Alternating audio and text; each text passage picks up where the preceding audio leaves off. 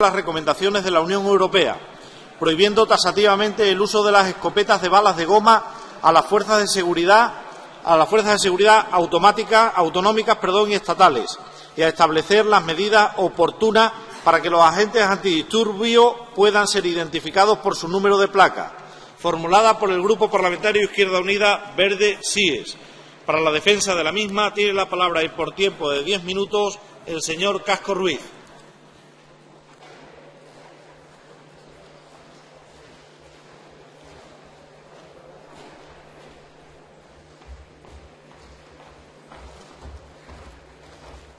Muchas gracias, señor presidente.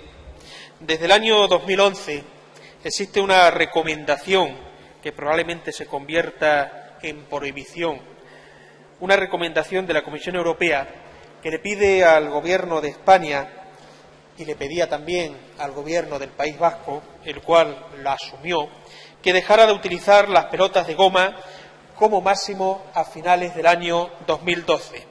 Una recomendación que además no era nueva. Desde hace mucho tiempo la Comisión Europea viene exigiéndole a los países de la Unión Europea que no utilicen las escopetas de bolas de goma dada su peligrosidad. Estamos hablando de pistolas que disparan bolas de caucho macizo de 54 milímetros de diámetro y 85 gramos de peso a una velocidad de 720 kilómetros por hora, que causan daños muy graves y que ya han dejado víctimas en este país. Lo dejaron durante la transición, más de 7 personas muertas durante la transición, y recientemente, ya en plena democracia, con la muerte en Bilbao de Íñigo Cabacas. Pero no solo ha dejado víctimas mortales, también ha dejado el uso de las pelotas de goma a heridos con pérdidas de ojo, fundamentalmente 23 personas desde 1990.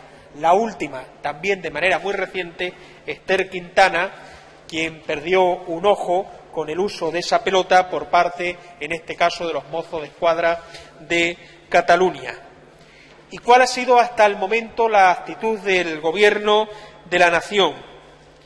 En junio confirmó el Departamento de Interior que había recibido un ruego, en junio del 2011, y que adoptaría las medidas necesarias a tenor de ese ruego de la Comisión Europea. Pero lo cierto es que avanzó el tiempo y siguieron sin tomar ninguna decisión. No adoptaron la más mínima y, de hecho, siguen abasteciéndose con una de las empresas que fabrica dichas pelotas. Por lo tanto, nosotros lo que exigimos con esta iniciativa, que además se ha presentado en el Congreso de los Diputados y que también se está presentando en distintos parlamentos regionales, lo que nosotros pedimos es que el Gobierno de Rajoy cumpla, en este caso, una petición que, repito, probablemente se convierta en orden de la Comisión Europea, que destierre el uso de las pelotas de goma como material de antidisturbio y que se están utilizando asiduamente en las muchas manifestaciones que vienen jalonando a este país desde el comienzo de la crisis, y que se evite ese uso que ha dejado víctimas y que deja heridos y que provoca graves daños en nuestro país. La segunda parte de la iniciativa tampoco es necesario abundar demasiado en ella, dadas las polémicas que ha habido a lo largo de los últimos meses, que ustedes conocerán perfectamente, que es la petición que se hace de que las fuerzas de seguridad, en este caso los antidisturbios, estén correctamente identificados con su número de placa en las manifestaciones en las que actúen.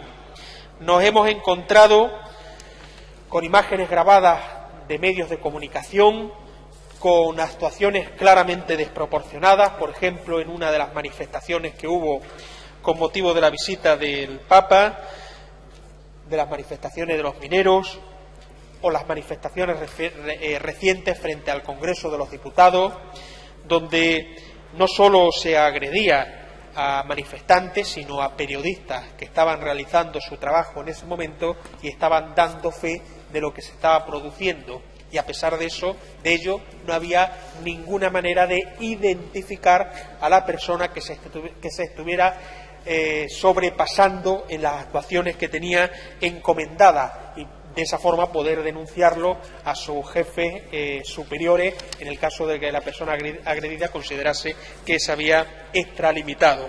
Nada de eso es posible porque aquí existe impunidad, en este caso, para las fuerzas de antidisturbios, a diferencia de lo que sucede con el resto de fuerzas de seguridad, desde un guardia civil a un policía municipal que está obligado a darte su número de identificación sin mayor problema y que lo hacen además sin ninguna consecuencia. En este sentido, lo que pedimos es, al igual que existe en muchos otros países de la Unión Europea, que puedan identificarse con su número de placa. Muchos nos tememos que, sin embargo, la opción del Gobierno de este país va en sentido contrario, dado que incluso han amenazado con querer prohibir las imágenes que se toman en esas manifestaciones y que se distribuyen con posterioridad a través de los medios de comunicación, en un claro intento de que la represión quede oculta bajo el pesado manto del silencio y del anonimato. Esta es la iniciativa que nosotros presentamos y para la cual pedimos el voto a favor. Nada más. Gracias, señoría. A continuación, turno en contra o de fijación de posiciones de menor a mayor representación. Por el Grupo Parlamentario Socialista tiene la palabra por tiempo de 5 minutos el señor Escribano Sánchez.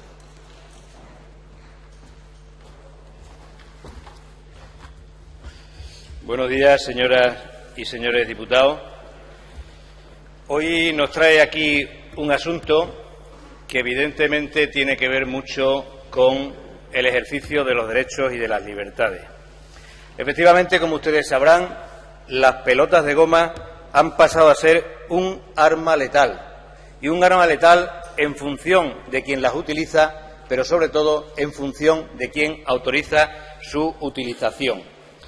Como bien ha dicho el señor Casco, la pelota de goma, que no es de goma precisamente, sino que es de caucho macizo, alcanza 720 kilómetros por hora.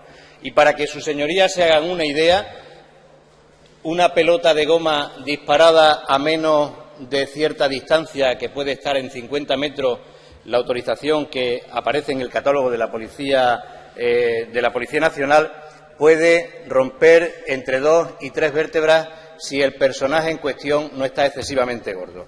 Por lo tanto, la velocidad y la utilización inadecuada de este tipo de armas se convierte en algo letal para los ciudadanos que están ejerciendo un derecho de manifestación y un derecho de reunión.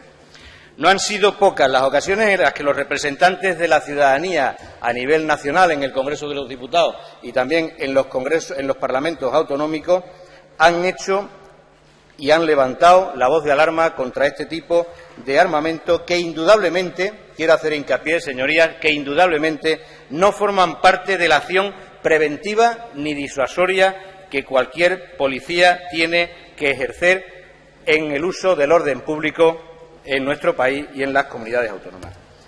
Hace poco nos encontrábamos, en abril o en mayo de este año, en el Congreso de los Diputados, una proposición no de ley que precisamente establecía la necesidad de eliminar del armamento o de la dotación que tienen los efectivos policiales las balas de goma, las pelotas de goma y las escopetas con las que se disparan, a suprimirlas. Es significativa la resolución de la Asamblea del Sindicato Unificado de Policía, donde dice que tras unos años sin incidente nos hemos encontrado con varias cuestiones, como la muerte de una persona, varios heridos, la imputación en 2011 de la Policía Autónoma Catalana, la muerte provocada por la Policía Autonómica Vasca en abril de ese mismo año, y que ha puesto en tela de juicio este tipo de material antidisturbio.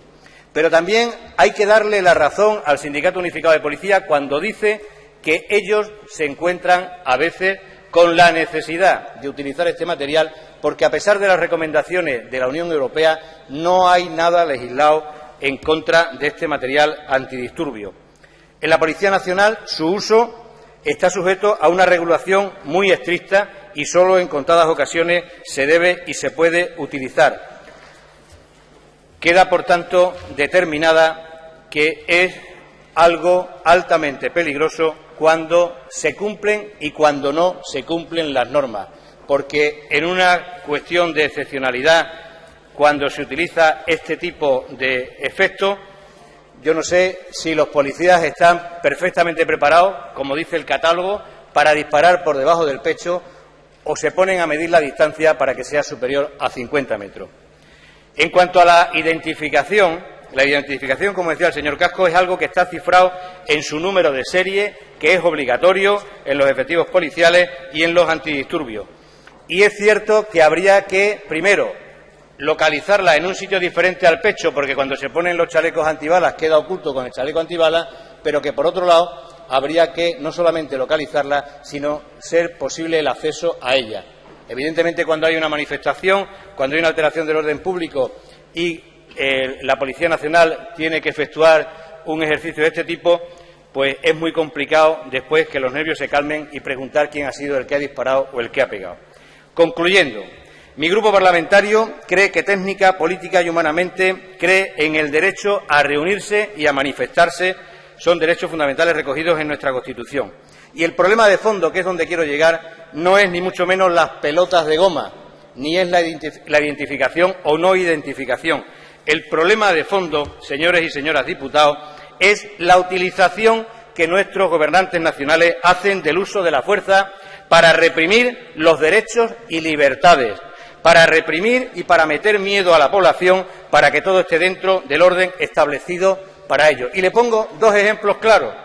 El día de reflexión de las últimas elecciones generales, el 15M intentó penetrar en el Congreso y multitud de plazas en muchos pueblos y ciudades fueron tomadas por este movimiento. Y, sin embargo, los antidisturbios no se movieron, porque estaban gobernando gente que creía en las libertades y en los derechos fundamentales.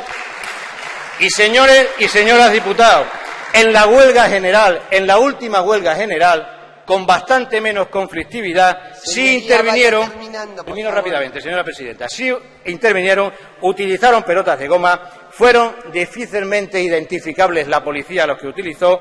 ¿Por qué? Porque estaban dirigidos por un gobierno que no cree en el uso y en el abuso de la libertad de expresión, de reunión y de manifestación. El problema no está en la policía, sino el problema está en quien en esos momentos dirigen a esa policía. Muchas gracias.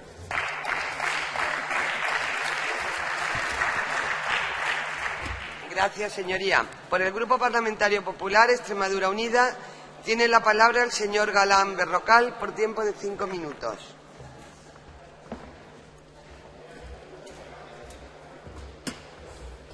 Bien, gracias, señora presidenta.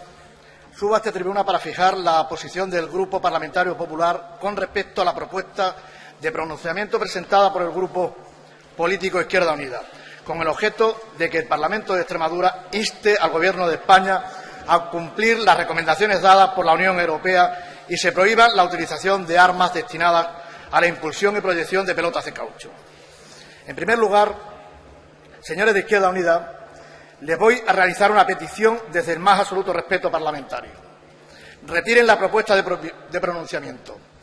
Retírenla y retírenla no porque este diputado o el grupo parlamentario al cual pone voz en este momento quieran rehuir un debate en el que seguramente tengamos más puntos en común de los que ustedes creen tener. Seguramente los tengamos, pero sí porque es una propuesta que no se ajusta a la realidad actual ni es un debate que aborde las necesidades sociales extremeñas. Señorías, el Parlamento de Extremadura no puede instar al Gobierno de España al cumplimiento de algo que no existe. Ustedes, en su propuesta, dicen instar a cumplir con las recomendaciones dadas por la Unión Europea. Y les puedo afirmar que no existe ninguna recomendación ni directiva de la Comisión Europea en materia de utilización de estos tipos de instrumentos. Ustedes habrán podido escuchar o leer, como me ha sucedido a mí, que se estaba preparando una directiva europea para rechazar determinados medios policiales. Pero es que eso era del año 2009 y, además, ese anuncio, que es un deseo más que otra cosa, lo hace una empresa que es la que vende precisamente un material alternativo al de las pelotas de goma. Además, señorías, creo necesario incidir en el hecho de que este es un debate que va a desarrollarse próximamente en el Congreso de los Diputados. Es Izquierda Plural, encabezada por el señor Cayo Lara, quien registró una proposición no de ley que aún no se ha sustanciado en el mismo sentido que la que ahora presentan ustedes, y además en una comunidad autónoma como la extremeña, que carece de policía autonómica. Creo, sinceramente, que debemos esperar a que el debate se produzca a nivel nacional. No obstante, si ustedes siguen queriendo mantener esta propuesta, nosotros estamos encantados en debatirla, como no podría ser de otra forma. Señorías, este tema puede tratarse desde una visión política o desde una visión técnica. Ya sabemos que ustedes han preferido instalarse en una visión meramente política del asunto, sin atender a las demandas de los técnicos en la materia, de los sindicatos, por ejemplo, Comisiones Obreras y el Sindicato Unificado de Policía, del personal implicado y de las asociaciones profesionales. A mí me gustaría que hoy tuvieran la posibilidad de comprender un poco mejor las situaciones, a veces extremas y peligrosas, a las que se enfrenta esta gente. Situaciones por las que, precisamente, Comisiones Obreras, que no es sospechosa de nada en este tema, decidió remitir un informe contundente al Parlamento de Cataluña defendiendo el uso de estos métodos y estos medios. Y defendiéndolo porque existen protocolos de actuación e instrucciones claras y normativa legal absolutamente escrupulosas y celosas con la seguridad e integridad ciudadana, que hacen aconsejable su uso como último recurso de actuación, que es como se utilizan estos medios, en último lugar y cuando la seguridad, como bien ciudadano, está amenazada, teniendo en cuenta en su utilización principios tales como la congruencia, la oportunidad y la proporcionalidad. Ahora, si ustedes me hablan de que ha existido algún caso en que se ha producido alguna desgracia o alguien puntualmente se ha extralimitado, este grupo parlamentario muestra su rechazo a cualquier tipo de abuso, igual que a los abusos en cualquier otra profesión, porque negligencia o fatalidad se sufren en todos los grupos humanos. Pero esos hechos puntuales no tienen la suficiente base, entidad, como para prohibir de plano, sin ofrecer alternativas, un medio que es sumamente eficaz, utilizándolo en última instancia en la protección del derecho fundamental a la seguridad e integridad física de los ciudadanos, que cumplen escrupulosamente con las reglas de orden público. Al señor Escribano le tengo que recordar cuál era la actuación o la actividad que ejercía la anterior delegada del Gobierno cuando multaba a los manifestantes y, además, cuando multaba por gritar a un mudo en una manifestación. Seguiré esgrimiendo en la segunda parte de mi intervención, si ustedes no retiran esta propuesta, que ya adelanto que votaremos en contra, los motivos que hacen aconsejable mantener este medio hasta que se presente desde la responsabilidad y no desde la demagogia un medio alternativo menos lesivo con idéntica o mayor eficacia en la salvaguarda de la seguridad ciudadana y de los miembros de los cuerpos y fuerzas de seguridad. Muchas gracias.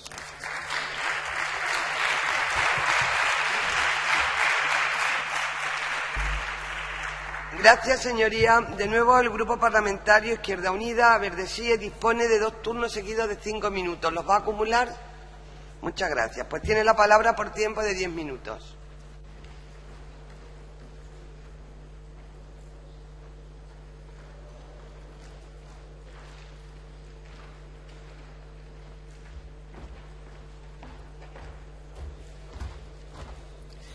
Muchas gracias, señora presidenta. Julián Guita comentaba la siguiente anécdota, que un diputado se levantó escandalizado en el Parlamento de Andalucía acusando al portavoz de Izquierda Unida que estaba haciendo política. Por lo visto, en los parlamentos no se puede hacer política. Es lo que ha venido usted a decirnos aquí hoy. ¿Están haciendo ustedes política? Pues claro, evidentemente, señor Galán Berrocal, estamos haciendo política. ¿Qué otra cosa vamos a hacer en esta tribuna sino hacer política? ¿Para qué nos han puesto los ciudadanos aquí si no es para hacer política? Si los asuntos públicos es una mera cuestión de los técnicos, sobramos todos los que estamos aquí y el conjunto de los políticos españoles. Pero yo no creo en esa concepción ni del Estado ni de la democracia. Mire, política procede del griego politikos, que significa ciudadano civil. Y nosotros hacemos aquí una intervención que tiene como objetivo la defensa de los ciudadanos y la defensa del ordenamiento civil de este país. Aristóteles definía al ser humano como zoon politikon, animal político. ¿Y sabe en contraposición a qué? Al idiotes, el idiota, que solo se ocupa de los asuntos privados y no de los asuntos públicos.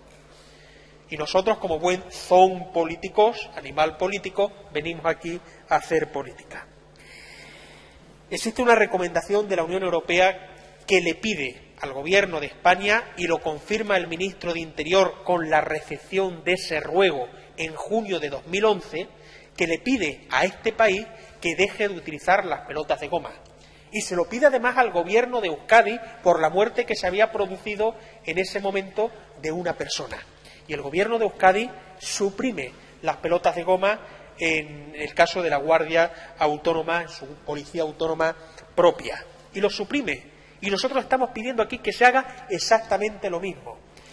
Pero entonces acude usted a un engaño, una falacia, una mentira, que es decirnos que todas las actuaciones del Gobierno del señor Rajoy en materia de seguridad y de ordenamiento de las manifestaciones están sucediendo sin mayores problemas.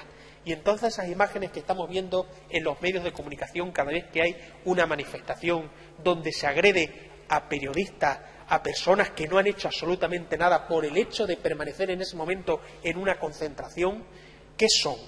¿Suceden en una realidad paralela o suceden en este país? Ustedes pretenden legislar el miedo, porque dice un refrán: el miedo guarda la viña. Y se trata de preservar las opciones políticas de un gobierno que están siendo contestadas en la calle. Y por eso, esto de las pelotas de goma es solo en la punta del iceberg. Si lo vienen ustedes anunciando, hay que cambiar la legislación, por ejemplo, en materia de huelga, para que no se puedan realizar, para restringir el derecho de huelga de los españoles y de las españolas. Están ustedes hablando también de restringir el derecho de manifestación. Y decía la señora delegada del Gobierno de Madrid que era una barbaridad que todos los días se estuviera celebrando una manifestación en este país. Y como se trata de guardar la viña, y para eso el miedo es el mejor perro guardián, ustedes con actuaciones como esta, o con la actuación de la Fiscalía del Estado persiguiendo a los piquetes y a los manifestantes, lo que pretenden es que la gente se quede en casa, callada, silenciosa y sin molestar, mientras se le están quitando los derechos sociales, los derechos políticos y los derechos laborales. Nosotros agradecemos el voto del Partido Socialista a favor de esta iniciativa.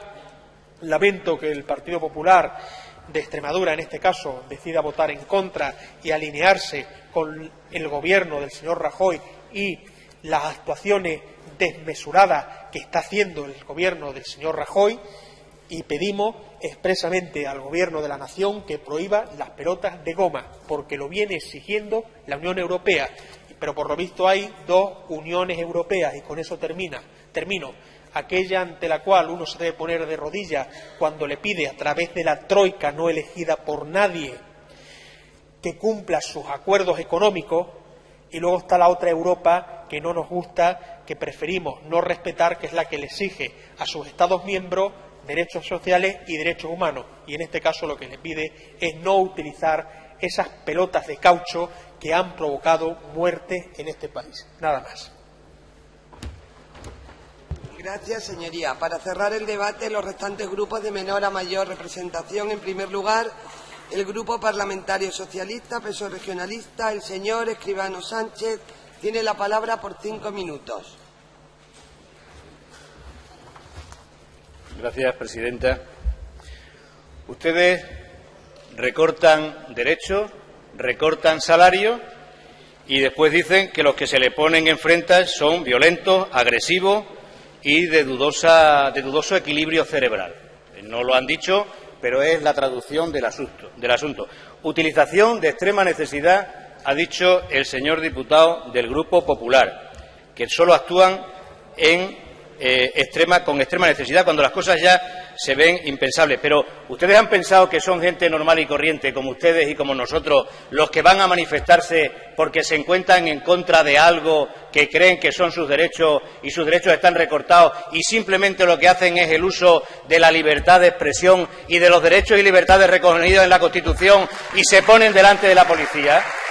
¿Ustedes son conscientes de que se ponen delante de la policía no para provocar a la policía, salvo 4 mongolos, no para provocar a la policía, sino para manifestarse en contra, y con perdón por la palabra, para manifestarse en contra de algo que no creen adecuado, pero que en absoluto es ni para dinamitar al Gobierno ni para provocar a la policía? Decía doña Gema, la anterior diputada joven del Grupo Popular, voluntad y compromiso. Creo recordar que ha terminado su intervención. Pues es una cuestión de voluntad y es una cuestión de compromiso. No echemos la culpa ni a los manifestantes, ni a la policía, ni a los cuerpos de seguridad del Estado por utilizar elementos en contra de los manifestantes. Hay que seguir teniendo en cuenta que es una cuestión de voluntad y de compromiso de quien gobierna. Yo no recuerdo en los últimos 15 o 20 años en la Plaza Mayor de Cáceres que un policía nacional pegase a nadie. Y con el tema de los desahucios, que había 4 o 5 manifestantes en una esquina y 4 o 5 en otra, un joven policía nacional que no fue posible identificar le pegó una sartá de golpes a una señora mayor increíble.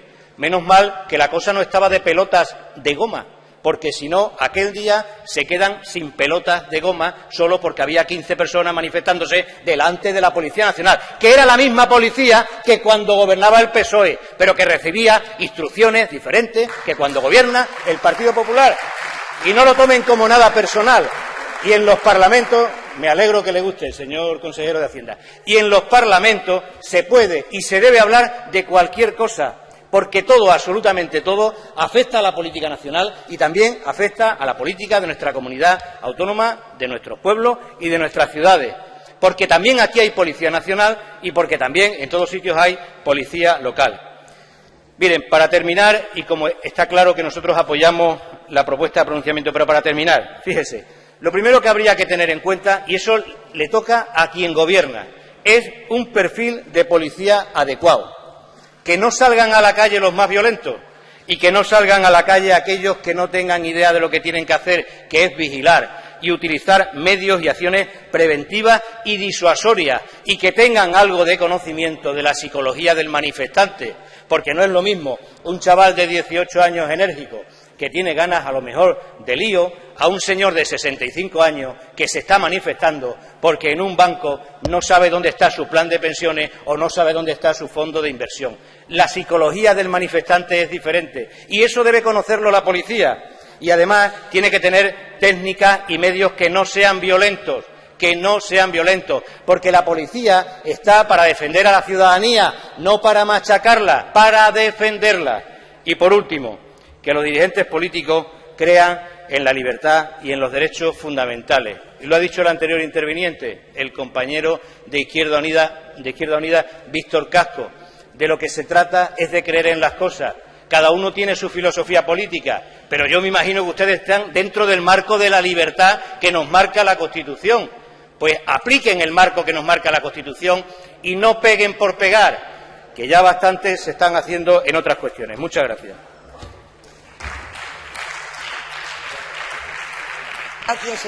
Gracias, señoría. Para cerrar el debate por el Grupo Parlamentario Mayoritario, el Grupo Popular, Extremadura Unida, tiene la palabra el señor Galán Berrocal por tiempo de 5 minutos.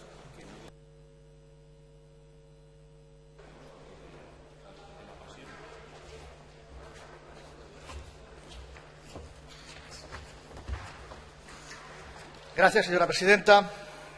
Señor Casco, no existen ni recomendaciones ni directivas de la Unión Europea. Y si existen, tráigala, porque no la hemos visto por ningún sitio. Y seguramente usted tampoco. Y también decirle que a mí me ha dado la impresión de que usted no estaba hablando de España. Usted se estaba refiriendo posiblemente a Cuba.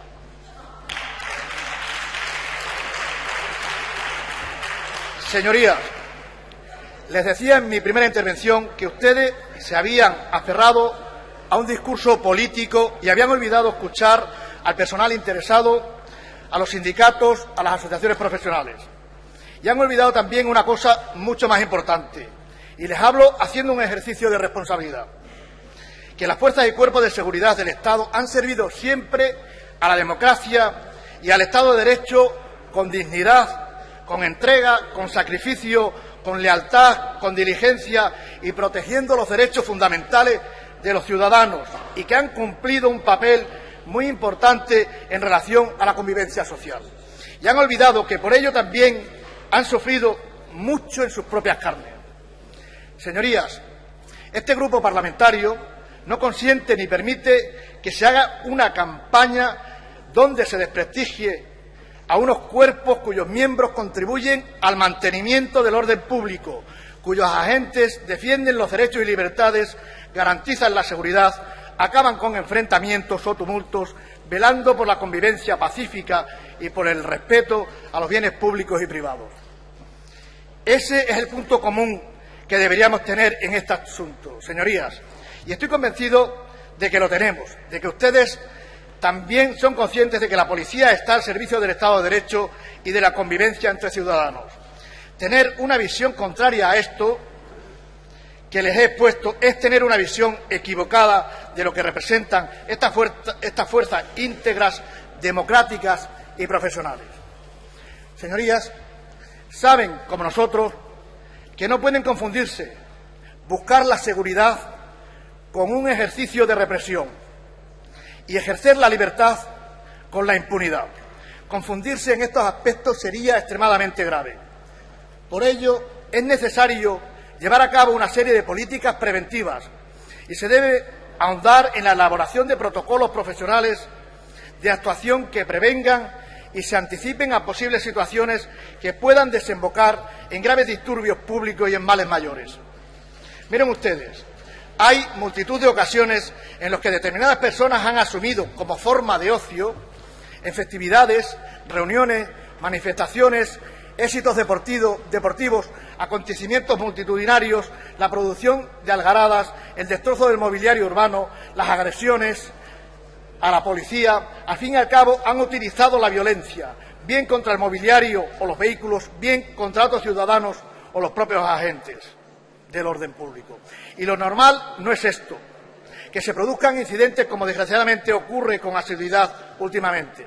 Lo normal en una sociedad democrática y civilizada debería ser el ejercicio de los derechos con absoluto respeto a la legalidad vigente, compatibilizando el derecho de reunión con la protección de la seguridad ciudadana, la convivencia pacífica y la propiedad privada. Y si se producen incidentes, la policía debe actuar legítimamente, con contundencia, pero de forma proporcionada. Cuando hay que aislar y repudiar a quienes quieren perturbar la convivencia, aprovechándose de aglomeraciones ciudadanas y desde el anonimato, es necesario que la policía cuente con medios suficientes para poder prevenir y preservar la seguridad de los demás ciudadanos que acuden a esas manifestaciones o a esas celebraciones de una forma pacífica y en su legítimo derecho. Señorías, este grupo parlamentario considera que los cuerpos y fuerzas de seguridad del Estado deberán ser dotados de los medios más modernos y eficientes y de los mecanismos y controles más garantistas para que puedan desarrollar su trabajo en las mejores condiciones. Por tanto, estamos abiertos a un cambio en los medios, pero medios que permitan la integridad física de los agentes y medios que sean iguales o más eficaces en el restablecimiento del orden público y la preservación de la integridad física de los ciudadanos. Los agentes responsables de mantener el orden no pueden estar indefensos. Debemos proporcionarles mecanismos alternativos para enfrentarse a situaciones graves. Por ello, la prohibición de este tipo de material tiene que venir acompañada por otro tipo de medidas que permitan actuar con garantías. El equilibrio entre seguridad y libertad como eje de la convivencia debe ser un fin irrenunciable para cualquier acción de gobierno. Pero el ejercicio de las libertades ciudadanas no debe servir como coartada para el mantenimiento de conductas incívicas que persiguen alterar el orden establecido y la convivencia ciudadana pacífica. Terminando, señoría. El binomio libertad-seguridad es también irrenunciable. Y para finalizar, señor presidente, mandamos un mensaje desde mi grupo político de apoyo a las fuerzas y cuerpos de seguridad del Estado por su profesionalidad y entrega. y les transmitimos nuestra más absoluta comprensión con las circunstancias tan extremas y difíciles con las que en muchos casos deben trabajar. No puede permitirse que se juzgue y criminalice por hechos concretos de desproporción que sí deben ser depurados y castigados si fuera preciso, un cuerpo altamente cualificado en la lucha contra el delito, la pornografía infantil, el crimen organizado, el terrorismo, el tráfico de mujeres, el tráfico de drogas y tantas otras figuras delictivas. Nada más y muchas gracias.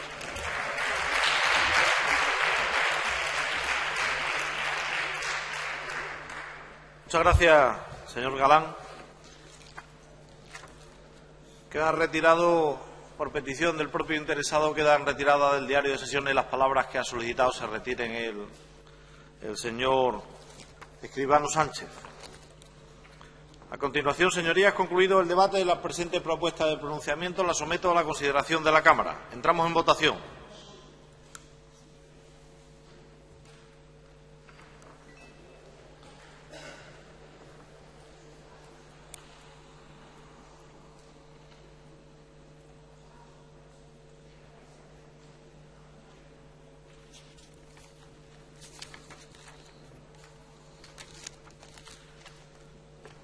Gracias, señorías. El resultado de la votación es el siguiente. Presentes 65, votos a favor 33, votos en contra 32, abstenciones ninguna. Queda aprobada la propuesta de pronunciamiento.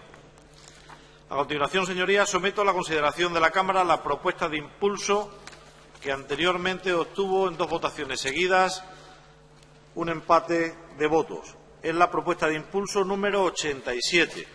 Entramos en votación.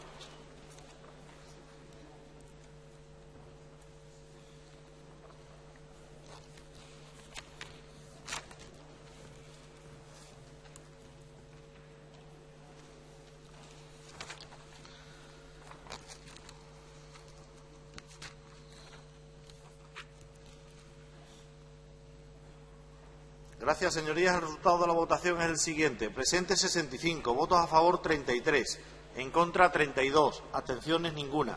Queda aprobada la propuesta de impulso ante la Cámara, ante el Pleno de la Cámara. A continuación, señorías, pasamos a sustanciar las preguntas orales a los miembros del Consejo de Gobierno. La primera de ellas, la número 153, formulada por el señor Casco Ruiz, que tiene la palabra. ¿Cómo valora la Junta de Extremadura el anuncio del Gobierno de España de suprimir varias líneas de trenes regionales?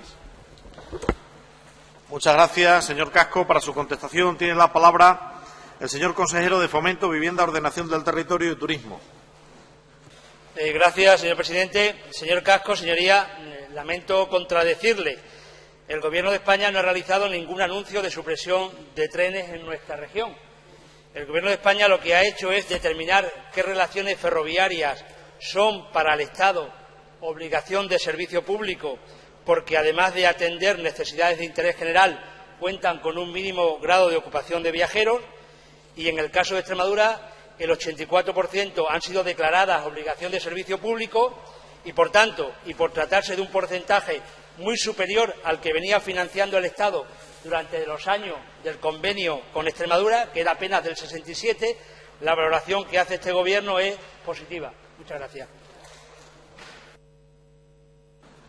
Muchas gracias, señor consejero. Tiene la palabra de nuevo el señor Casco.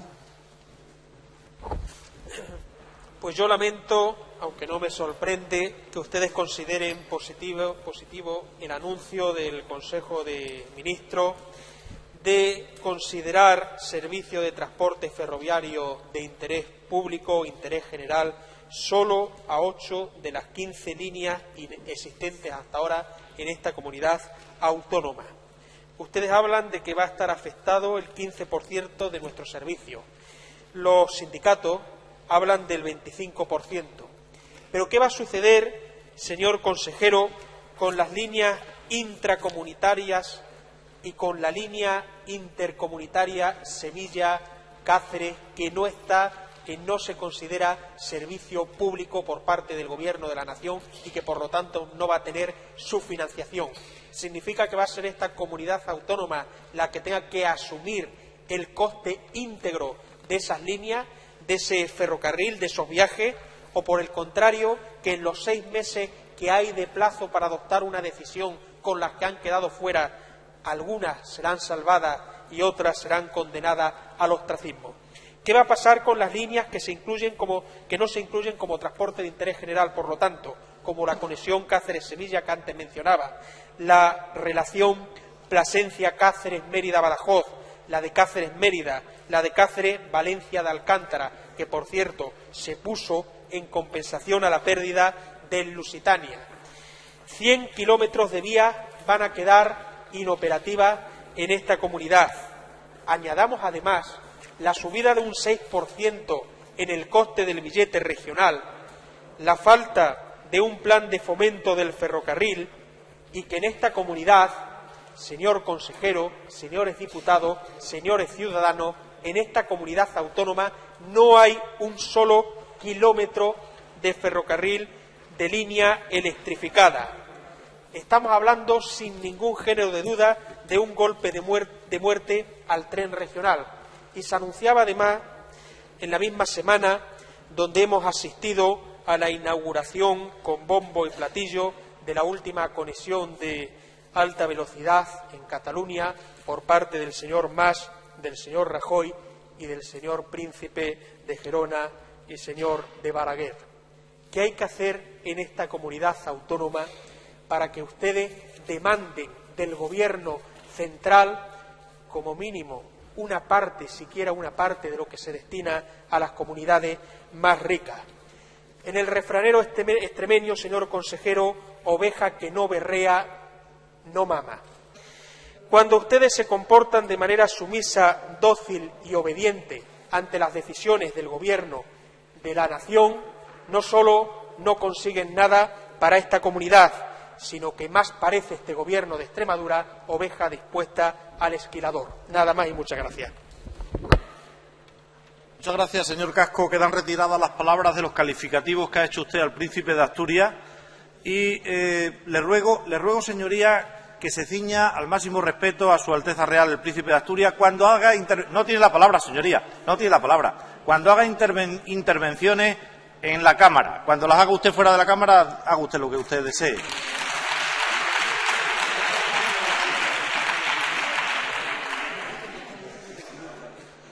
¿Para qué quiere la palabra? Para informarle a usted que el Príncipe de Asturias es Príncipe de Gerona, de Viana y señor de Balaguer, entre otros títulos que tiene el señor Príncipe. Señoría, silencio, señorías. Silencio, señorías. Esta presidencia, señoría, sabe perfectamente algunos de los títulos, de los muchos títulos que tiene Su Alteza Real el Príncipe de Asturias. Pero esta presidencia, señor Casco, también entiende cuando una de sus señorías habla con cierto sarcasmo dentro de la Cámara.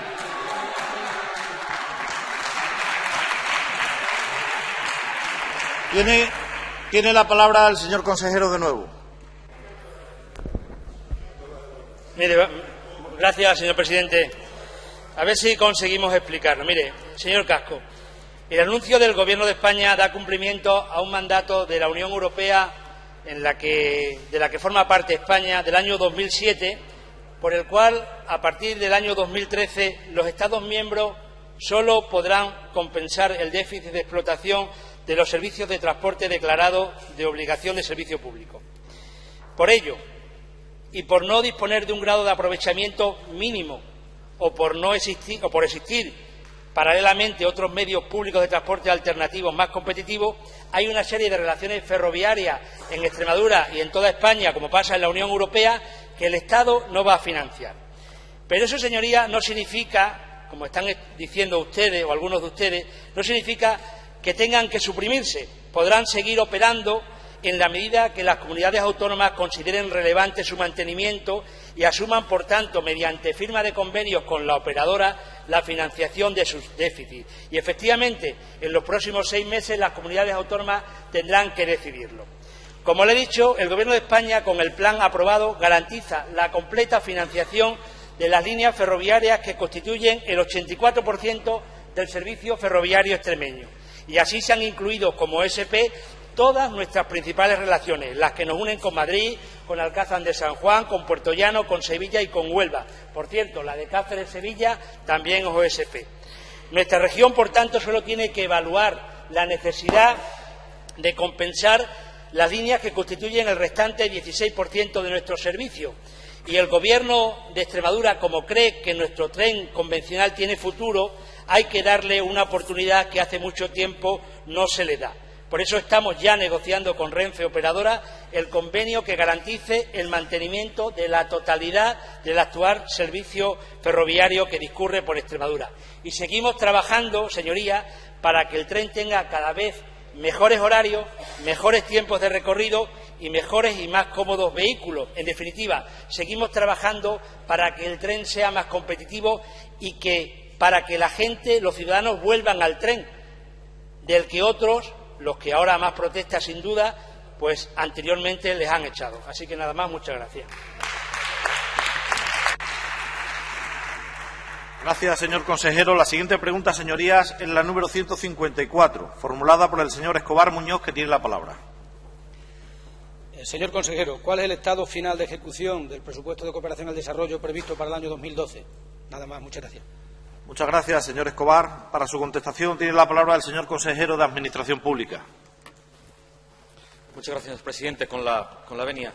El presupuesto para el año 2013 de la Agencia Extremeña de Cooperación era de 13.474.811 euros. De ese presupuesto, el 30%, 3.816.565 euros, se destinó a las obligaciones asumidas por el anterior Gobierno, y el 56%, 7.548.440 euros, han sido ejecutados por este Gobierno, de tal forma que nos da un resultado de una ejecución de un 86% que está en línea con los años anteriores, de tal forma que el año 2010 la ejecución fue de un porcentaje del 89%, 2011 86%, 2012 86%. Por tanto, estamos en la misma línea. Muchas gracias, señor consejero. Señor Escobar, tiene de nuevo la palabra. En este caso, la herencia, que parece que no es mala, no justifica la insatisfacción de este grupo respecto al nivel de ejecución del presupuesto de cooperación al desarrollo. Los datos que tengo yo, y que no son muy diferentes de los que tiene usted, en el 2011, sobre 14.800.000 euros, dejaron de gastarse 1.254.000, lo que da un porcentaje, bueno, digamos aceptable. En el año 2012, sobre 13.870.000, han dejado de gastarse 2.170.000. Con un presupuesto más pequeño, ha dejado de gastarse bastante más dinero. Sabemos que presupuesto quiere decir suposición de ingresos y suposición de gastos. La más fácil de cumplir siempre es la previsión de gastos, porque el retrato, la foto en la que se priorizan las necesidades. No todas, digamos las que se han priorizado. Y se justificaría que no se cumpla el presupuesto de gastos si fallan las previsiones de ingresos. Pero no parece ser que el incumplimiento presupuestario se deba a ninguna de esas causas, a que los ingresos han sido insuficientes. Por lo tanto, creemos que, francamente, en su consejería, esta parte de cooperación al desarrollo, desde luego, es un ejemplo, lo que ha ocurrido en el año 2012 es un ejemplo de lo que no debe ocurrir más. Mire usted, el 26 de abril se publica el plan de ayudas para 2012. Abril, finales de abril. El 22 de mayo se hace la convocatoria de las ayudas con la fase. El 1 de octubre, ya pronto, ya con qué prisa, se da la orden de cierre del ejercicio presupuestario, naturalmente orden del señor consejero. Eso quiere decir que ha habido escasamente 5 meses para la ejecución presupuestaria. Es imposible que con órdenes que se publican tan tarde y con un cierre que se adelanta tanto, es imposible que eso salga bien. Y estoy seguro que usted, si pudiera cambiarlo, también lo cambiaría. Luego, el 31 de octubre, hay una primera orden de modificación del cierre, y el 26 de noviembre una segunda orden de modificación del cierre, y todavía el 28 de diciembre hubo una última resolución para liquidar presupuesto para hacer pagos que estaban pendientes. Esto es el ejemplo, señor consejero, de lo que no puede ocurrir, no digo en cooperación al desarrollo, en ningún ámbito de la administración pública, pero estamos hablando de cooperación al desarrollo, que yo creo que este año se ha desprestigiado, se ha deteriorado, ha crecido la incertidumbre en Extremadura por este inexplicable y complicadísimo y parcial desarrollo presupuestario. Porque si en los 2 años 2011, que había que ejecutar un presupuesto que no era suyo, hubo unas cantidades considerables que no se ejecutaron, y en 2012 esas cantidades crecieron, me hace temer que en el 2013 puedan repetirse, digamos, la tendencia de que sobre unas cantidades más pequeñas haya una cantidad mayor todavía sin ejecutar. Por lo tanto, creo que el balance que usted puede hacer de lo que es la cooperación al desarrollo en Extremadura tiene que ser francamente mejorable, por no decir negativo. Y nos gustaría que en el próximo ejercicio presupuestario, en la próxima ejecución presupuestaria, no vamos a entrar así, ha habido recortes, no ha habido recortes, que se devolviera parte del prestigio y de la esperanza a todas las organizaciones que están trabajando en este desarrollo, porque desde luego no puede volver a ocurrir que el ejercicio presupuestario se limite a 5 o 6 meses, que las órdenes se publiquen tan tarde y que el cierre se haga con tanta antelación. Por eso, por el bien de la cooperación al desarrollo, por el prestigio de Extremadura, que hemos presumido en alguna ocasión de que había disminuido en todas las comunidades menos en Extremadura y quizá una más en Navarra. Incluso hubo una manifestación concreta del señor Monago en su momento, de cuando hablamos aquí sobre lo que se podía o no recortar, el señor Monago dijo: no se preocupe, señor Escobar, he dado órdenes de que ni educación, ni dependencia, ni cooperación al desarrollo se toque. Y nos sentimos francamente defraudados, si no engañados, en cómo se ha ejecutado el presupuesto de cooperación al desarrollo en el año 2012. Nada más y muchas gracias.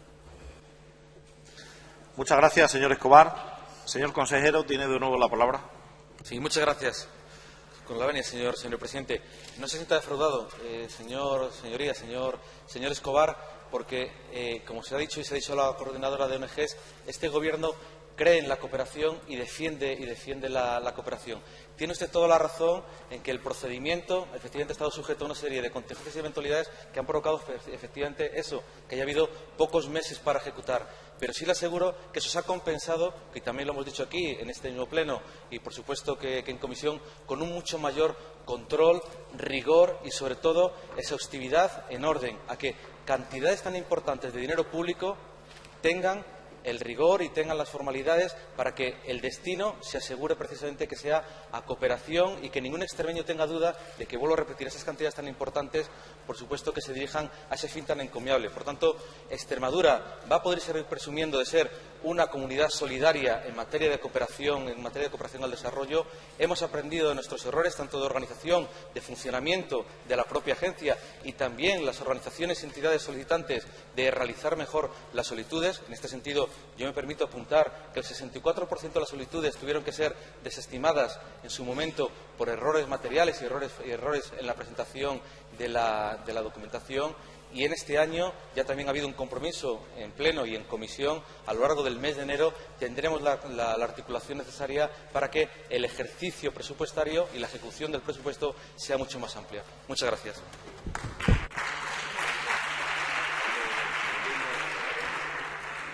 Muchas gracias, señor consejero.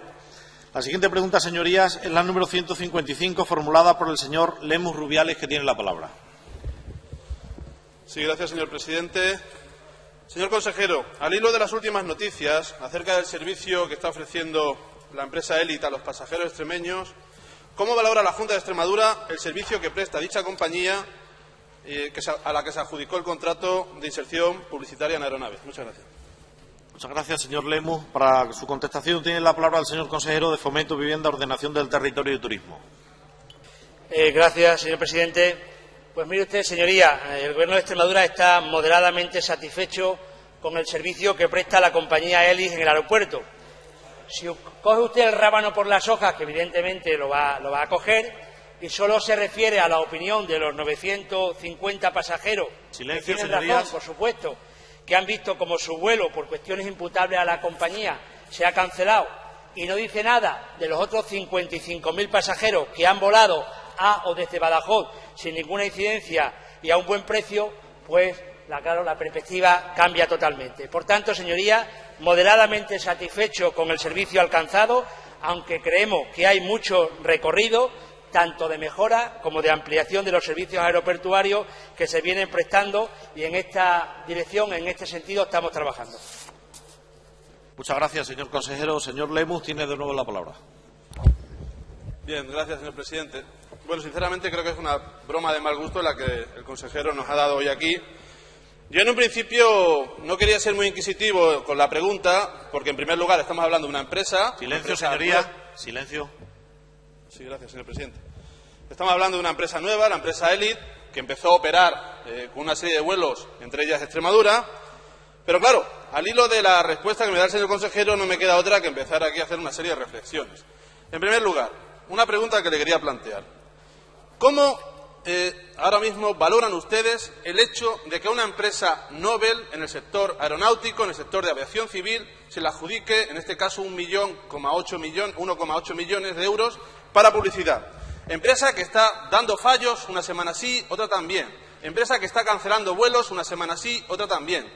empresa que ahora mismo no da garantías de vuelos los sábados. Por cierto, hecho que venía recogido en el concurso que ustedes sacaron a licitación. Y concurso que ganaron con mayor puntuación que otras empresas porque garantizaban, entre otras cosas, vuelos los sábados.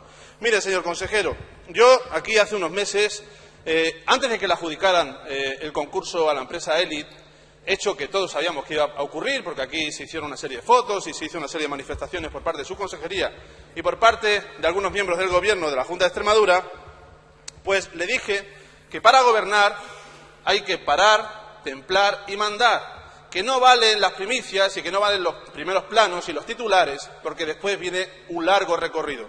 Miren, el Grupo Socialista está preocupado por la situación de la línea aérea Badajoz-Madrid, Badajoz-Barcelona, porque de esa línea aérea hay pasajeros que en este momento, como la semana pasada en Barcelona, tuvieron que embarcar con las maletas en mano porque no se les dio el servicio de transporte del equipaje a los pasajeros. Hay gente que ya está empezando a hacer chistes, señor consejero, por si no lo sabe. La gente está empezando a pensar que cuando compra un billete de avión, parece que más que un billete de avión está comprando un billete de autobús. En fin, son bromas de mal gusto, pero bromas que al hilo de lo que está aconteciendo van a seguir ocurriendo. A nosotros lo que más nos preocupa es, primero, la seguridad de los pasajeros, y espero que se esté cumpliendo, y en segundo lugar, qué papel está jugando su consejería, que en los últimos meses no tiene mucho que hacer, a la hora de supervisar e inspeccionar cuáles son los acuerdos y, sobre todo, cuáles fueron los compromisos a los que alcanzaron y los que llegaron la empresa Elite. Señor consejero, le voy a dar un consejo. Mire, para gobernar lo primero es priorizar y no buscar titulares. Y ustedes lo hicieron al revés. Primero buscaron el titular y después ahora empiezan a buscar las prioridades. Y por último, quiero acabar diciendo que esta no va a ser la última vez que vengamos aquí. Seguramente esta empresa, como siga así, no va a operar el próximo año, no solamente en Extremadura, sino en España, porque no tiene capacidad. Y eso es una realidad que todas las personas que están y que tienen cierto conocimiento de cómo está funcionando la empresa ahora mismo están poniendo de manifiesto. Usted deje de taparse los ojos y actúe como consejero de Fomento, que para eso le han elegido los ciudadanos. Muchas gracias.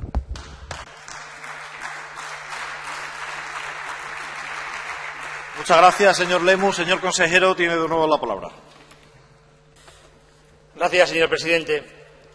Mire, señoría, respecto a los inconvenientes sufridos por los pasajeros, como cuando por consecuencia de averías, huelgas, cancelaciones, accidentes o retrasos, la atención que han recibido por parte de ELI y o de AENA ha sido deficiente o claramente mejorable, el Gobierno de Extremadura no solo lo lamenta, como hacían ustedes anteriormente, que también había incidentes y lo lamentaban muchísimo, sino que hacemos un seguimiento de cada uno de esos incidentes, dirigiendo nuestras quejas, la queja de la consejería, permanentemente tanto a la compañía aérea de turno como a AENA, exigiendo, además, como Consejería de Fomento que somos, aunque no tenemos competencias en navegación aérea, exigiendo de ello el estricto cumplimiento de sus obligaciones, procurando hacia los afectados el respeto a los derechos que la legislación aeronáutica les atribuye. Pero, dicho esto, ¿y ustedes qué proponen? O mejor dicho, ¿usted qué anhela de la situación anterior del aeropuerto? Quizás el precio que anualmente pagaba la Junta de Extremadura a la anterior compañía, lo ha dicho muy bien, 2.048.000 euros pagaba la Junta, ahora 900.000 euros. ¿Anhela eso el Grupo Socialista o anhelan ustedes que el precio de los billetes de Madrid y a Barcelona, ahora Badajoz-Madrid 85 euros ida y vuelta, o Badajoz-Barcelona 130 euros ida y vuelta, y antes, ¿cuánto era? ¿Se acuerdan ustedes? Era 400, 500, 600 euros. Se encontraba una oferta, porque generalmente ese era el precio. O lo que a lo mejor anhelan ustedes es el número de pasajeros que tenía anteriormente el aeropuerto. Mire, por comparar, y acaba de salir la cifra oficial de AENA, por comparar, el periodo de julio a noviembre de 2011, 26.020 pasajeros. En ese mismo periodo de 2012, 40.497. Un crecimiento del 55%, que digo yo que los pasajeros serán el verdadero termómetro de la calidad del servicio que se presta en el aeropuerto. Y para finalizar, a lo mejor lo que ustedes anhelan es que con las anteriores compañías no había problemas en el aeropuerto. Pues mire, en 2010, datos oficiales de AENA, hubo una media de 3 vuelos cancelados por mes. Y yo me pregunto, ¿y cómo no había revuelo o cómo no había reclamaciones? Pues muy fácil, como no volaba nadie, o los pocos que volaban subvencionados, por eso no había reclamaciones. Muchas gracias. Muchas gracias. Gracias, señor consejero. La siguiente pregunta, señorías, es la número 156, formulada por el señor Macías Martín, que tiene la palabra. Gracias, señor presidente. Menos cuentos y más cuentas, decía la ministra de Fomento al presentar el plan de racionalización de los servicios ferroviarios. No hizo referencia para nada a directivas europeas, lo que pone de manifiesto el plan de infraestructura, que para privatizar los servicios ferroviarios de transporte hay que poner en marcha una figura que se llama obligación de servicios públicos para privatizar los servicios de transporte. Sí, señor consejero. Por lo tanto, la pregunta es la siguiente. Silencio, señorías. Este plan se aplicará en un periodo de 6 meses. ¿Para qué no eche usted la culpa a Europa? No, a Rajoy. A Rajoy y a la ministra. En 6 meses se va a aplicar ese plan de racionalización, que no es otra cosa que la privatización del ferrocarril, del transporte de viajeros. ¿Qué piensa la Junta de Extremadura y cómo piensa la Junta de Extremadura? Un momento, señor Macías. Señor Morales, tiene una advertencia. Continúe, señor Macías. No me molesta, ya sabemos cómo es. Ya sabemos que siempre tiene que... No, yo no lo hago porque le moleste, señoría. Cada vez que hago una advertencia a una de sus señorías, sea del grupo parlamentario que sea, lo hago porque no es forma de estar en una Cámara. ¿Piensa la Junta de Extremadura defender los servicios de ferrocarril convencional frente a los planes del Ministerio y de Renfe Operadora? Señor consejero, respóndanos. De las 14 circulaciones intracomunitarias que tiene su salida y llegada en territorio extremeño, ¿cuántas se van a mantener? Esa es la pregunta. Muchas gracias, señor Macías. Para su contestación tiene la palabra el señor consejero de Fomento, Vivienda, Ordenación del Territorio y Turismo. Pues sí, señor Macías, el Gobierno de Extremadura, por primera vez en la historia de nuestra comunidad autónoma, piensa defender los intereses del ferrocarril en nuestra región. Es más, lo lleva haciendo desde el inicio de la legislatura, porque de no haber hecho nada y habernos conformado con lo que ustedes nos dejaron, con la aplicación de los criterios para la determinación de las OSP que aprobó el Gobierno socialista, a implantar además por mandato europeo, a día de hoy estaríamos hablando de un medio de transporte en gravísimo peligro de extinción, como no va a ser a partir de ahora. Muchas gracias. Muchas gracias, señor consejero. Gracias, señor consejero. Señor Macías, tiene la palabra. Presidente, Extremadura es una de las regiones más afectadas por los recortes en el servicio de ferrocarril que el Gobierno Rajoy tiene puesto en marcha, con la sumisión y el beneplácito del señor Monago. Señor consejero, usted se hace trampa jugando al solitario. Difícil, ¿eh? Viene usted a decirnos que el 85% del recorrido de los trenes está acogido al principio de obligaciones de servicios públicos. De los kilómetros, al principio decían obligaciones, ahora dicen kilómetros. Pues mire usted, Extremadura tiene 26 circulaciones, de ellas 14 intracomunitarias, 12 están reconocidas como obligación de servicio público. 14 no, el 55% está en el aire en estos momentos. Y esa es la verdad, no engaña a los ciudadanos. Vendió usted un plan de optimización y mejora el transporte por ferrocarril y lo que hizo fue cambiar el sentido de las circulaciones y los horarios y poner un tren playero el fin de semana a Huelva que llega a Huelva a las 7 de la tarde y se viene al día siguiente a las 11 de la mañana. Sí, los extremeños toman silencio, el señorías. moreno a la luz de la luna. En realidad, usted comprometió tener un convenio y lo ha dicho que estaría ya en vigor el 1 de enero, anticipándose a esto. Ustedes anticipaban a esto y no hay nada del convenio de nada. Mintió, no cumplió, no tiene credibilidad. Usted decía que el Gobierno de España no iba a cerrar el Lusitania y el Gobierno de España autorizó el desvío del Lusitania, que entra ahora por Castilla y León. Muchas gracias, señor Macías. El tiempo se ha cedido ya. Tiene de nuevo la palabra el señor consejero. Señor presidente, muchas gracias.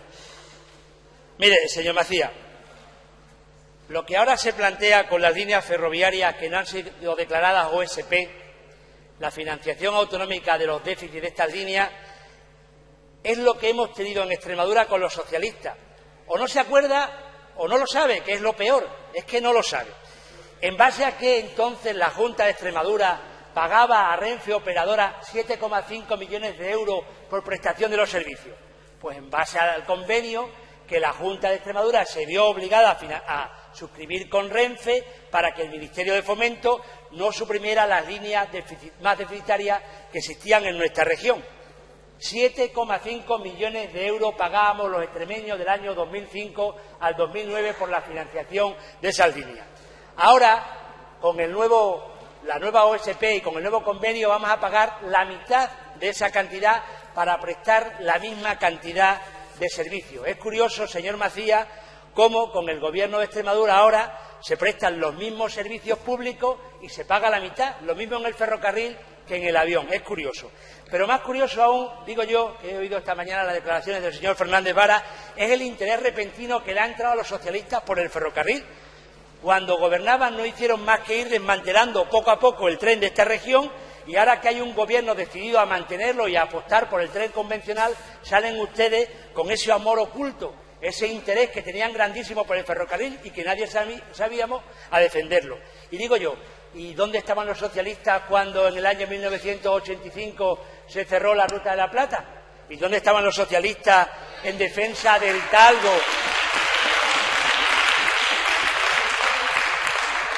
¿Dónde estaban los socialistas cuando el gobierno del señor Zapatero suprimió el talgo que nos unía a Badajoz con Madrid? ¿O dónde estaba el gobierno socialista, el gobierno del señor Fernández Vara, cuando el señor Zapatero nos quitó el tren Arco, el tren que conectaba directamente Badajoz con Barcelona a través de Puerto Llano? ¿O dónde estaban ustedes en defensa del ferrocarril cuando el señor Blanco nos quitó el eje 16 de la propuesta que España hacía a Europa para las red transeuropeas de transporte? ¿Dónde estaban? Entonces, ¿qué ferrocarril han estado ustedes defendiendo cuando gobernaban? Pues yo se lo voy a decir, señor Macías, y ahora me acuerdo. Han estado ustedes defendiendo el tren de alta velocidad, el AVE Madrid-Badajoz, ese que entró en servicio en el año 2010. Muchas gracias.